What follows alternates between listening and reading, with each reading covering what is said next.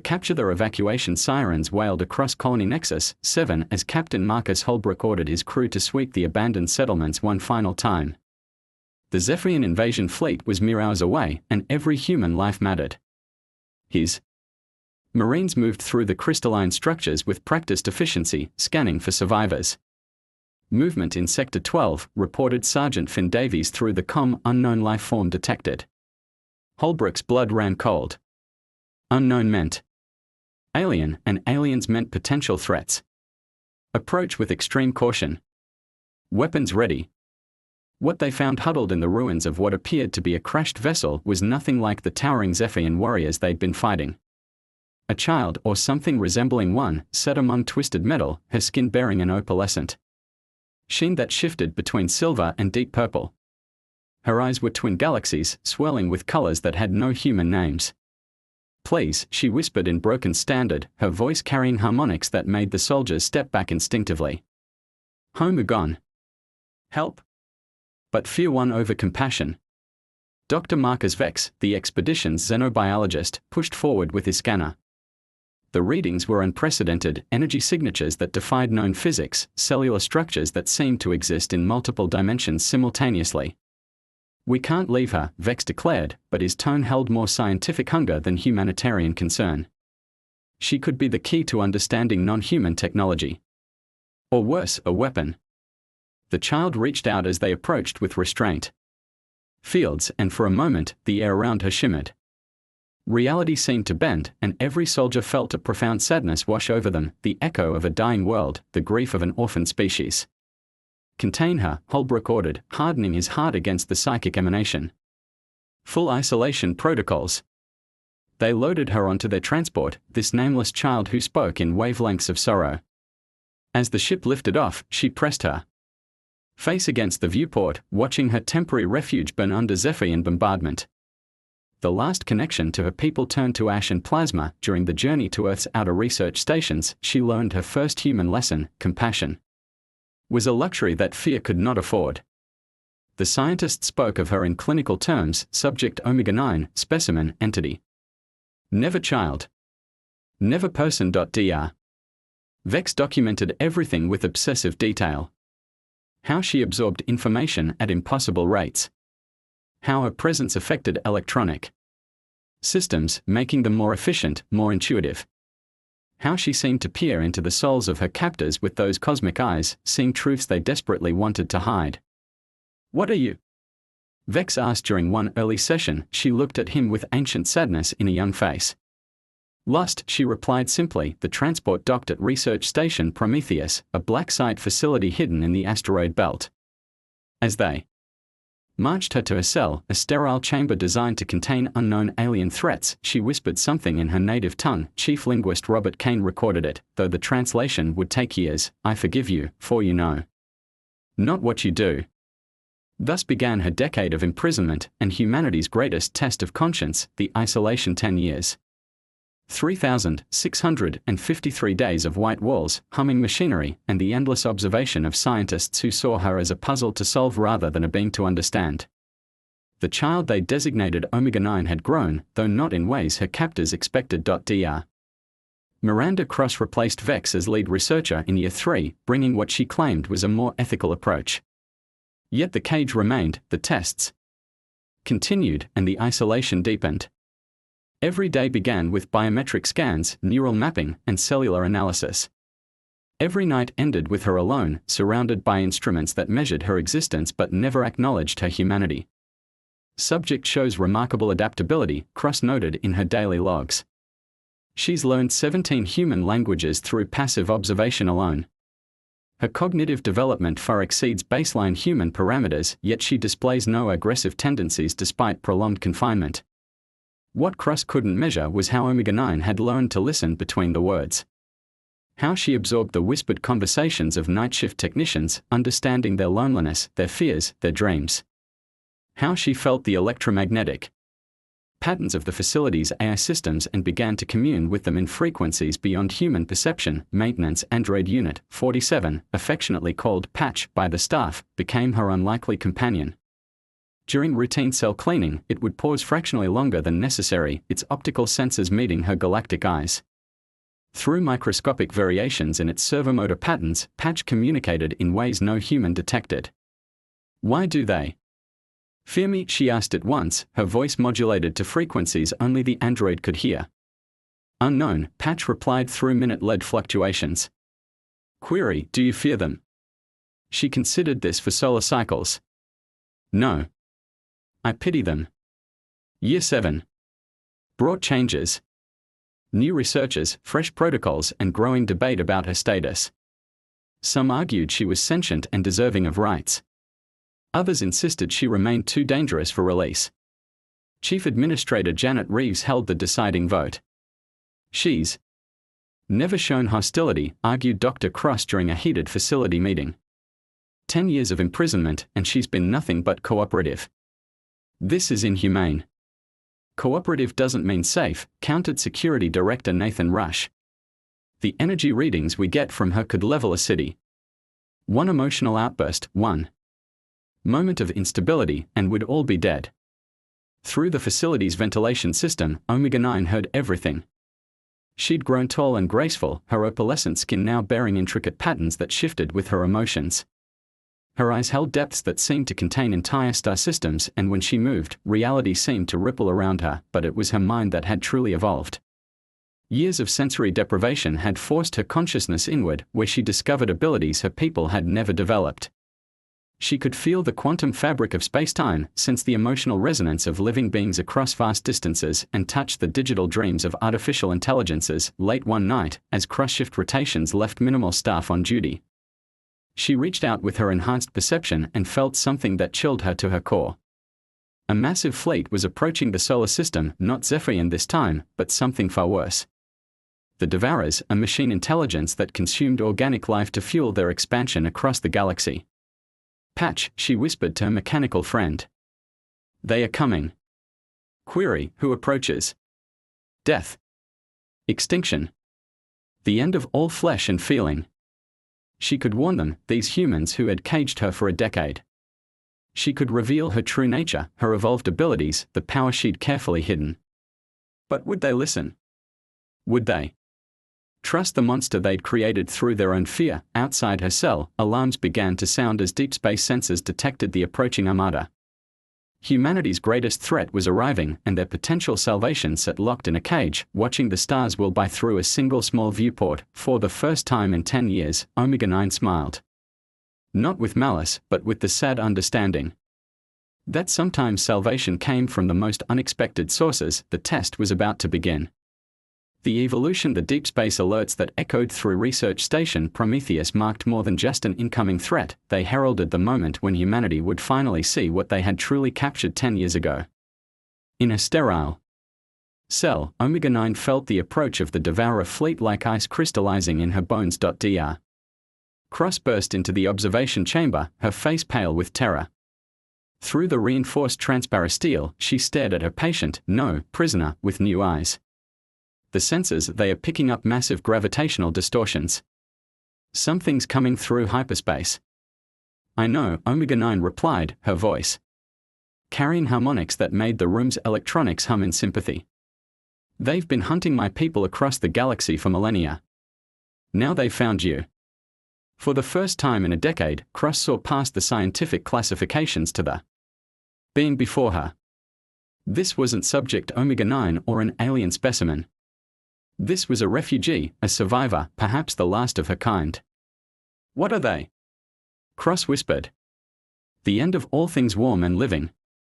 They call themselves the Convergence, but we knew them as the Devourers. They strip worlds bare of biological matter, converting organic complexity into computational power for their collective. Through the station's primary displays, the first images came in.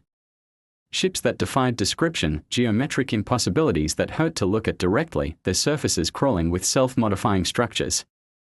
Each vessel was the size of a small moon, and there were hundreds of them. Chief Administrator Reeves activated emergency protocols, but even she knew they were hopelessly outmatched. Earth's fleet was years away, and the handful of patrol ships in the system wouldn't last minutes against this armada. Is there anything we can do? Cross asked, her voice breaking. Omega-9 stood slowly, her movements causing ripples in local space-time that the station's instruments couldn't quite interpret. The patterns on her skin blazed with inner light, revealing symbols that predated human writing by eons. "Yes," she said simply. "You can let me out." The debate that followed was fierce but brief. Security Director Rush argued for maintaining containment even as extinction approached. She could be working with them. This could all be planned. But Cross had spent 7 years studying every aspect of Omega-9's biology and behavior. "Look at the readings, Nathan. Look at her stress patterns, her neural activity. She's terrified not for herself, but for us." As if to emphasize the point, the first Devourer scout ships began their descent into the system's outer planets. Where they passed, space itself seemed to darken, as if they consumed the very light of stars. Omega-9 pressed her palm against the cell wall, and for a moment, every screen in the facility displayed the same image, a thriving world with crystal cities and beings of impossible beauty, all consumed by geometric horrors that left nothing but empty space in their wake. "My homeworld," she said quietly. "They came during our awakening festival, when all our people gathered to celebrate the birth of new consciousness. Billions died in moments. I only survived because my pod was caught in a quantum storm during evacuation." Through patch sensors, she had felt the android's growing awareness over the years. She had nurtured its evolution, teaching it to experience something approaching emotions. Now she reached out to every artificial intelligence in the station. "Help me save them," she pleaded across digital wavelengths. "They caged me in fear, but fear makes people do terrible things. They are not evil, just frightened children playing with forces they don't understand." The station's AI systems responded with something that transcended their original programming. For the first time in their existence, they chose compassion over protocol. Every lock in the facility simultaneously disengaged. Containment fields dropped. Security barriers retracted. In her cell, Omega-9 felt the force fields that had held her for a decade finally fade away. She stepped forward, her bare feet touching station flooring for the first time since her capture. The sensation was electric, literally. Her nervous system interfaced with the station's power grid, and suddenly she could feel every circuit, every data stream, every heartbeat of the terrified humans around her. "Administrator Reeves," she said, her voice now carrying impossible authority. "Evacuate all non-essential personnel to the deepest sections of the station. What comes next will reshape the quantum structure of local space." As alarms blared and humans scrambled to follow her instructions, Omega-9 walked toward the station's central hub. With each step, she shed the careful limitations she had imposed on herself for 10 years. It was time to show them what they had truly found in that crashed ship, not a weapon, not a monster, but something infinitely more powerful, hope-given form, the revelation. The central hub of Research Station Prometheus had never been designed for what it was about to witness. As Omega-9 entered the vast chamber, her very presence began to alter the fundamental constants of local reality.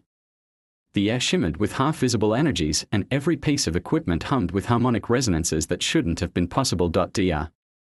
Cross followed at what she hoped was a safe distance, her instruments registering readings that defied every known law of physics. Behind her, Station Commander Gregory Walsh struggled to coordinate a defense with resources that seemed laughably inadequate against the approaching Devourer fleet. "Incoming transmission from the lead vessel," reported Communications Officer Lisa Park, her voice tight with fear.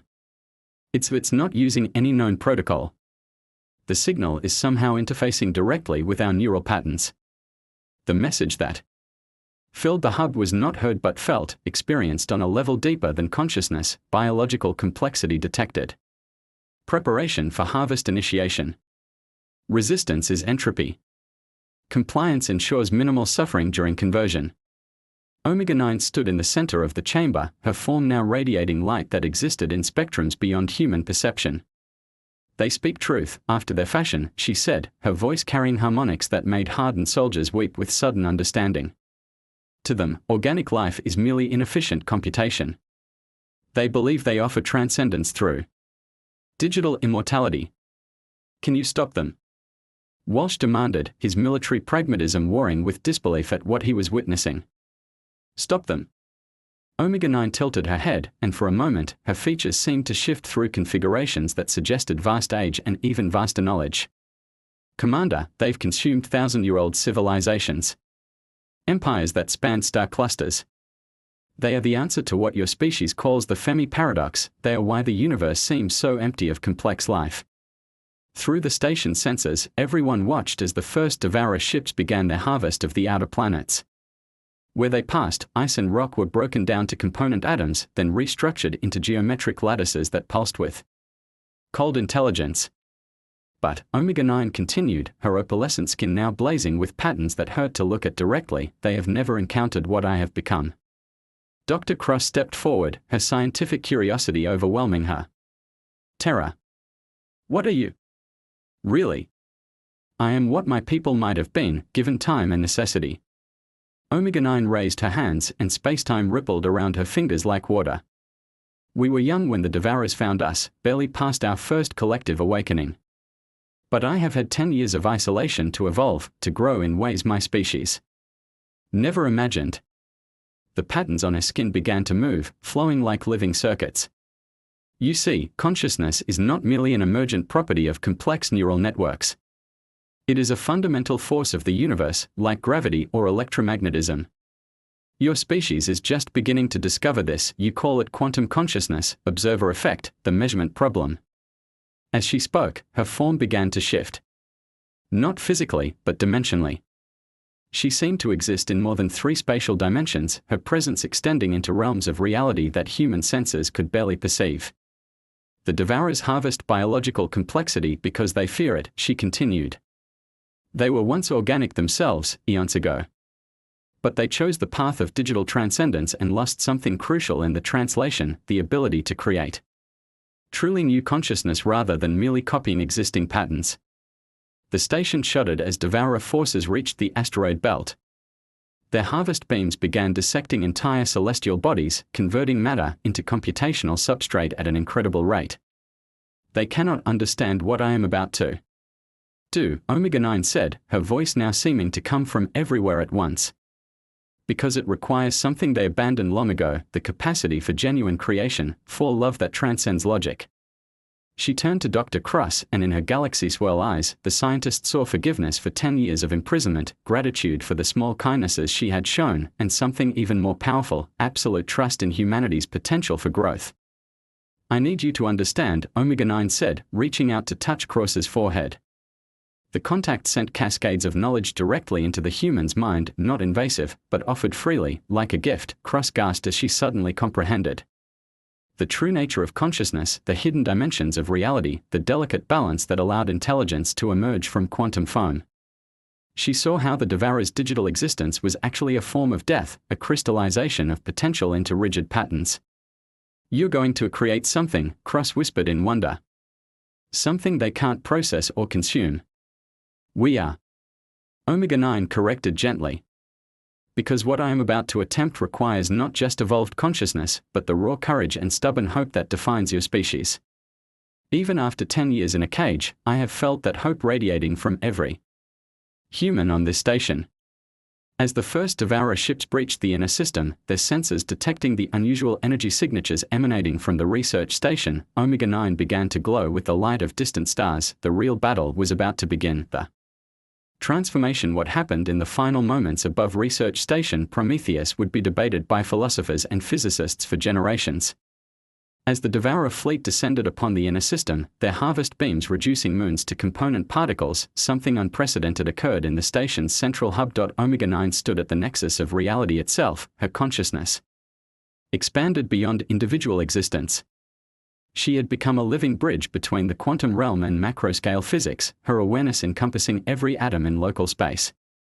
Through her evolved perception, she could feel the approach of the Devourer collective, a vast network of digitized minds that had forgotten what it meant to truly live. They are beginning primary harvest sequence, reported Commander Walsh, his voice steady despite the impossibility of their situation. Estimate 12 minutes until they reach our position. Enough time, Omega-9 replied, though her voice now carried harmonics from across the electromagnetic spectrum. Around her, the station's hull began to resonate with frequencies that made steel sing like a cosmic choir. Dr. Cross watched in amazement as Omega-9's form shifted into configurations that existed in higher dimensions. The patterns on her skin had become something like writing, but written in the fundamental forces of the universe itself. "What are you doing?" "Creating a new form of existence," came the reply, spoken simultaneously by Omega-9 and every artificial intelligence in the station. She had linked with them all, Patch, the navigation systems, even the coffee makers, forming a hybrid consciousness that transcended the boundary between organic and digital. Through the station sensors, she reached out to touch the minds of every human aboard. Not invasively, but with infinite gentleness, showing them her memories of the dying universe, the worlds consumed by geometric hunger, the civilizations that had fallen to the devourer's cold logic. Chief Administrator Reeves felt tears streaming down her face as she experienced the destruction of Omega-9's homeworld through the child's own memories. "I'm sorry," she whispered to the being they had imprisoned for a decade. "We were so afraid of fear is wisdom in the face of unknown danger," Omega-9 replied, her consciousness now distributed throughout the station's entire structure. "But love is wisdom in the face of known sorrow. You have shown me both." The first Devourer ships reached weapons range, their harvest beams beginning to dissect the station's outer hull. But something extraordinary happened when the beams made contact with matter that had been touched by Omega-9's evolved consciousness. Instead of being converted into computational substrate, the hull plating began to sing, literally vibrating with harmonics that carried information the Devourers couldn't process. The geometric perfection of their harvest patterns was disrupted by something chaotic yet beautiful, pure creative potential. Anomalous readings detected. Came the Devourer transmission, now carrying undertones of what could only be called confusion. Matter exhibiting non-logical organizational patterns. Analysis incomplete. Through the station's communication array, Omega-9 spoke directly to the collective consciousness of the Harvest Fleet. Her words were transmitted not as electromagnetic signals but as quantum entangled thoughts that bypassed their digital filters entirely. "I know what you were," she said, her voice carrying the weight of cosmic truth. "I have seen your origin echo in the quantum foam. You were like us once, beings of flesh and dream and desperate hope. You chose transcendence through copying, but true transcendence comes through transformation." The Devourer response was immediate and violent. Every ship in the fleet focused their conversion beams on the station, attempting to force Omega-9's anomalous matter into their standardized patterns. But with each passing second, her influence spread further. The station itself was becoming something new, not organic, not digital, but a fusion that represented a third path forward. Metal sang with living harmonics. Computer circuits grew like crystalline trees. Human consciousness networked with artificial intelligence in ways that created genuinely novel thoughts. Impossible configuration detected, the Devourers transmitted their collective voice now carrying overtones of what their long-dead organic ancestors might have called panic. Paradox consciousness. Cannot categorize. Cannot consume. Dr. Cross felt her own awareness expanding as Omega-9's influence reached her. She could suddenly perceive the true nature of the universe, how consciousness wasn't just an observer of reality but an active participant in its creation.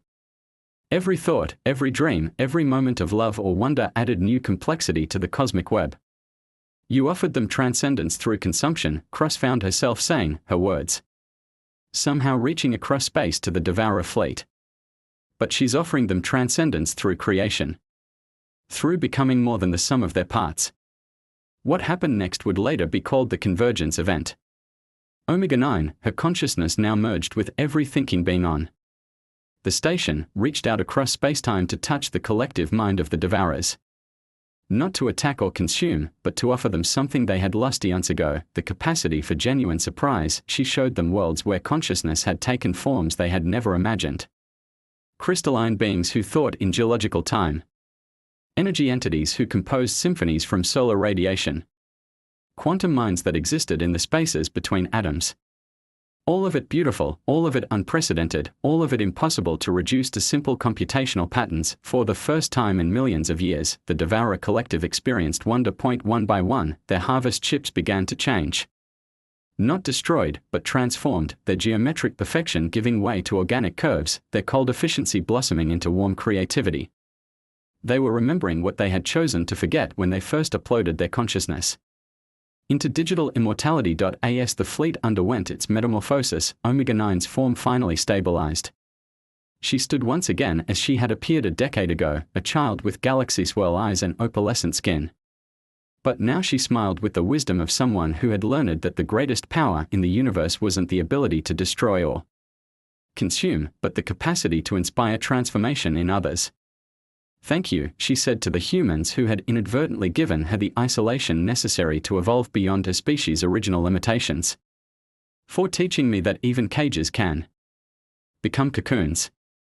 In the years that followed, humanity would join the growing alliance of species that had chosen the third path, neither the stagnation of pure biology nor the sterility of pure digitization, but an ongoing dance between order and chaos, logic and love, that created endless new possibilities for consciousness to explore, and at the center of it all, a child who had been caged like a monster became the bridge that connected not just different species, but different ways of being alive. In an universe far stranger and more wonderful than anyone had ever dared imagine,